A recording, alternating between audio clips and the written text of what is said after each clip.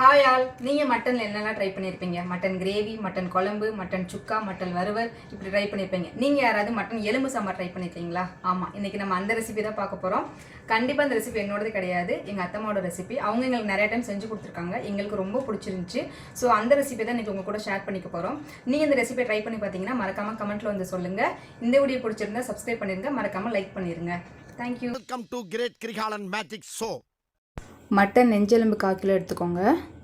அரை கப்பு துவரம்பருப்பு, 10லேருந்து 15 சின்ன வெங்காயம், அது கூடவே ஒரு 2 தக்காளி, கொஞ்சம் ஒரு பெரிய நெல்லிக்காய் சைஸ் அளவு புளி, தேவையான மசாலா பொருட்கள்: அரை ஸ்பூன் மஞ்சள்தூள், மல்லித்தூள் 2 ஸ்பூன், மிளகாத்தூள் 1 ஸ்பூன், சாம்பார் தூள் 3 ஸ்பூன், இஞ்சி பூண்டு பேஸ்ட்டு 1 ஸ்பூன், 1/4 டீஸ்பூன் சோம்பு, 1/4 டீஸ்பூன் பெருங்காயத்தூள், கொஞ்சோண்டு மல்லித்தலை, கருவேப்பிலை, தேவையான அளவு கல்லுப்பு.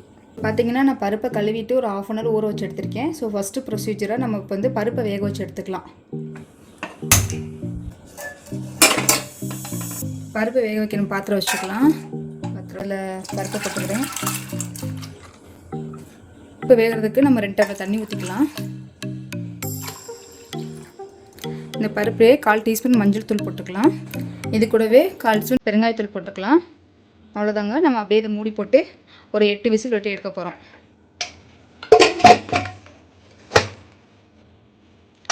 அவ்வளோதாங்க. 8 விசில் வந்தோன்னா நம்ம எடுத்து பார்க்கலாம். ஸோ இப்போ நம்ம வந்து பருப்பை வேக வச்சுருக்கோம். இந்த பருப்பு வேகிற டைமுக்குள்ளே நம்ம இப்போ இந்த மட்டனை மேரினேஷன் பண்ணிடலாம். ஸோ 1/4 கிலோ மட்டன், மஞ்சள் தூள், 1/4 டீஸ்பூன் மஞ்சள் தூள், நம்ம எடுத்து வச்ச மசாலாஸ் எல்லாத்தையுமே போட்டுடலாம். 1 ஸ்பூன் மிளகாத்தூள், 3 ஸ்பூன் மல்லித்தூள், 1 ஸ்பூன் இஞ்சி பூண்டு பேஸ்ட்டு, 2 தக்காளியில் நான் ஒரு தக்காளி எடுத்து இப்படி 1-2 பசைஞ்சு வச்சுருக்கேன், அதையும் போட்டுக்கலாம். ஸோ நம்ம எடுத்த உப்பில் ஒரு 3/4 உப்பு இதில் போட்டுடலாம். மீதி வந்து நம்ம பருப்புக்கு போக போகிறோம். அவ்வளோதான். இதை நம்ம வந்து பரட்டி அப்படியே இந்த பருப்பு வேகிற டைமில் இதுவும் ஊறிட்டு இருந்துச்சுன்னா போதும். அவ்வளோதாங்க. பருப்பு வேகிற வரைக்கும் இந்த கறி இப்படி ஊறட்டும். நம்ம பருப்பு வெந்ததுக்கப்புறம் இதை நம்ம தாளித்து கொட்டிக்கலாம். ஸோ பருப்பு வெந்துருச்சுங்க. நம்ம இப்போ ஓப்பன் பண்ணி பார்க்கலாம். பார்த்தீங்களா, பருப்பு சூப்பராக வந்துருச்சு.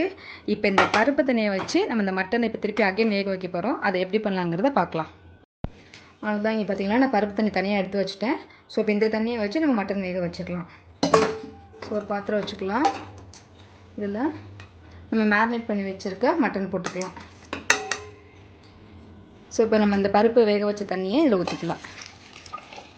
இவ்வளோ தண்ணி போதும். ஒரு 1.5 டம்ளர் தண்ணி இருக்குங்க இந்த தண்ணி பார்த்தீங்கன்னா. ஸோ இப்போ இதை வந்து ஒரு 8லேருந்து 10 விசில் வச்சு நம்ம வேக வச்சு எடுத்துக்கலாம்.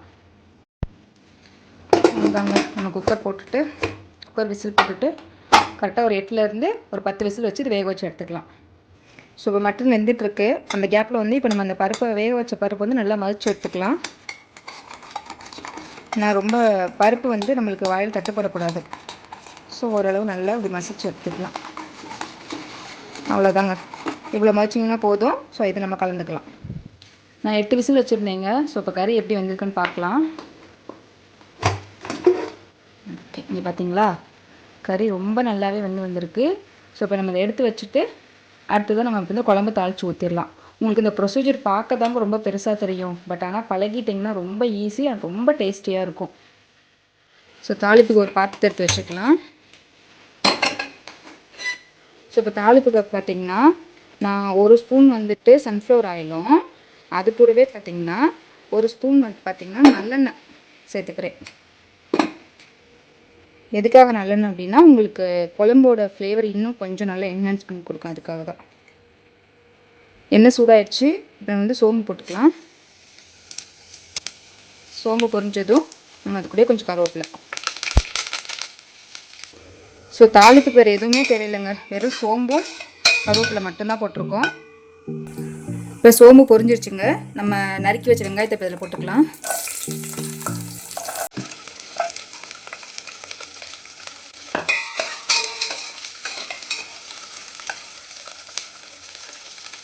வெங்காயத்தை ஒரு தடவை நல்லா வதக்கி விட்டுக்கலாம். வெங்காயம் இந்த அளவு வதங்கினா போதுங்க. வெங்காயம் வதங்கினோன்னா இப்போ நம்ம அந்த மீதம் இருக்க ஒரு தக்காளியும் போட்டு வதக்கலாம். தக்காளி வதங்கிடுச்சுங்க. இப்போ நம்ம வந்து மட்டனை போட்டுடலாம் அதில். அவ்வளோதாங்க, இப்போ மட்டனை போட்டாச்சு. ஸோ லைட்டாக ஒரு கொதி வரட்டும். வந்தோடனே நம்ம கடைஞ்சி வச்சுருக்க பருப்பை இதில் ஒன்றா சேர்த்துடலாம். பார்த்திங்களா, லைட்டாக மட்டன் கொதிக்க ஆரம்பிச்சிருச்சு. இந்த ஸ்டேஜில் நம்ம கடைஞ்சி வச்சுருக்க பருப்பை ஊற்றிக்கலாம்.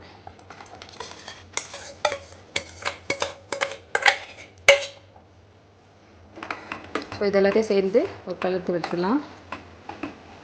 அவ்வளோதாங்க, 2 மினிட்ஸ் கூட இல்லை, பருப்பு கொதி வர ஆரம்பிச்சிச்சு. இந்த ஸ்டேஜில் நம்ம கரைச்சி வச்சுக்க புளி தண்ணி ஊற்றிடலாம். இது ஒரு தடவை நல்லா கிளறி கொடுத்துருங்க. புளி தண்ணி ஊற்றி நல்லா கொதி வந்துருச்சுங்க. இந்த ஸ்டேஜில் கடைசியாக நம்ம வந்து சாம்பார் சேர்த்துக்கலாம். அவ்வளோதாங்க, இதே கொதிக்கட்டும். ஸோ நல்லா கிளறி கொடுத்துட்டு இந்த ஸ்டேஜில் நீங்கள் உங்களுக்கு ஏற்ற மாதிரி தண்ணியை கூட்டி குறைச்சி வச்சுக்கோங்க. நாங்கள் கொஞ்சம் தண்ணியாக தான் சாப்பிடுவங்கனால நான் கொஞ்சம் தண்ணியாக வச்சுருக்கேன். இதே ஸ்டேஜில் நீங்கள் உப்பையும் பார்த்துக்கோங்க. அவ்வளோதாங்க, மணக்க மட்டன் எலும்பு சாம்பார் ரெடி ஆயிடுச்சு. ஸோ இப்போ கடைசி ப்ரொசீஜராக நம்ம கொஞ்சமாக கொத்தமல்லி தழை போட்டு அப்படியே நம்ம அடுப்பை ஆஃப் பண்ணிட போகிறோம். ஸோ நீங்களும் இதை கண்டிப்பாக ட்ரை பண்ணி பாருங்கள். ஒரு புதுசாக கொஞ்சம் டிஃப்ரெண்ட்டாக ஒரே மாதிரி சாப்பிட்டதுக்கு இது கொஞ்சம் டிஃப்ரெண்ட்டாக நல்லாயிருக்கும். ஸோ நீங்கள் எதாவது ட்ரை பண்ணி பார்த்தீங்கன்னா கண்டிப்பாக கமெண்ட்டில் வந்து சொல்லுங்கள். உங்களோட ஒவ்வொரு கமெண்ட்டும் எங்களுக்கு இன்னும் கொஞ்சம் என்கரேஜிங்காக இருக்கும். Thank you so much.